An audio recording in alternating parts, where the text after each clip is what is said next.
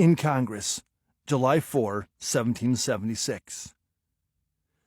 The unanimous declaration of the 13 United States of America. When in the course of human events, it becomes necessary for one people to dissolve the political bands which have connected them with another, and to assume among the powers of the earth the separate and equal station to which the laws of nature and of nature's God entitle them,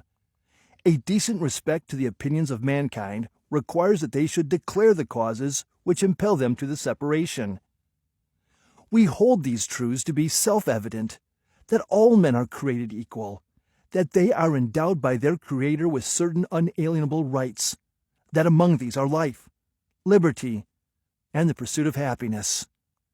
That to secure these rights, governments are instituted among men, deriving their just powers from the consent of the governed. That whenever any form of government becomes destructive of these ends, it is the right of the people to alter or to abolish it, and to institute new government, laying its foundation on such principles, and organizing its powers in such form, as to them shall seem most likely to affect their safety and happiness.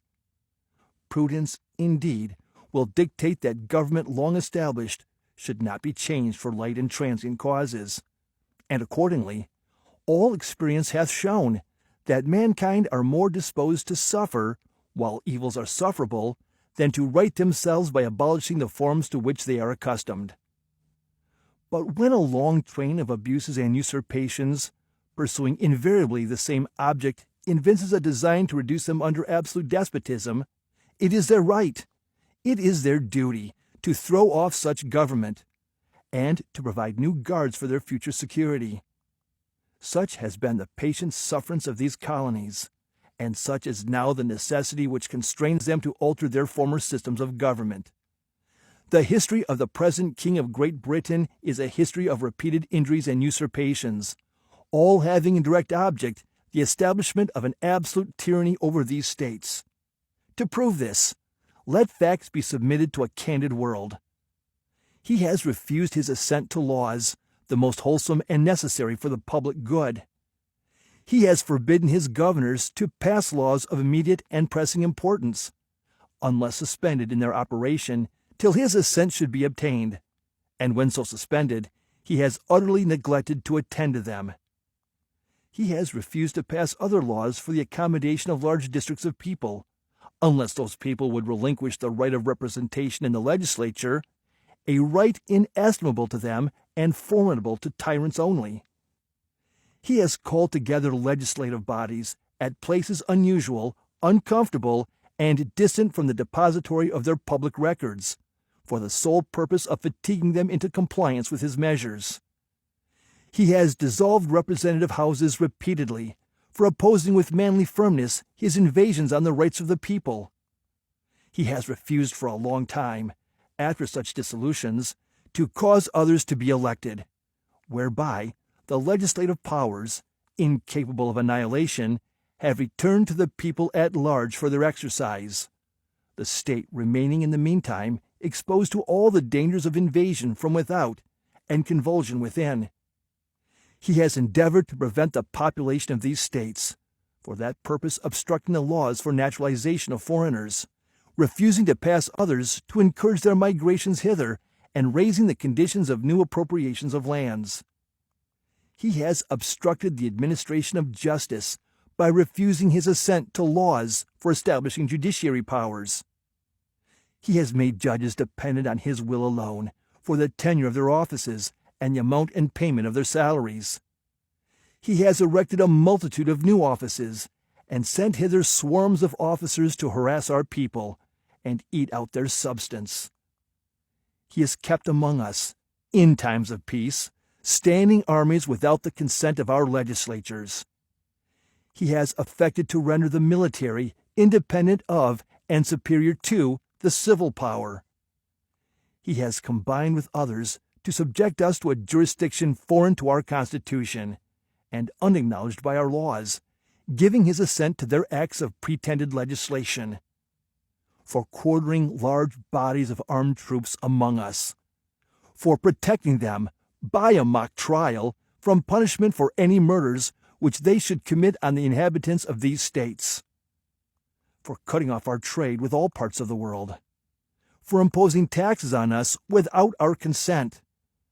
for depriving us in many cases of the benefits of trial by jury,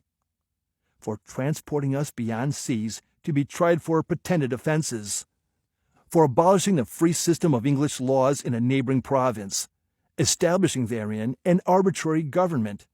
and enlarging its boundaries so as to render it at once an example and fit instrument for introducing the same absolute rule into these colonies,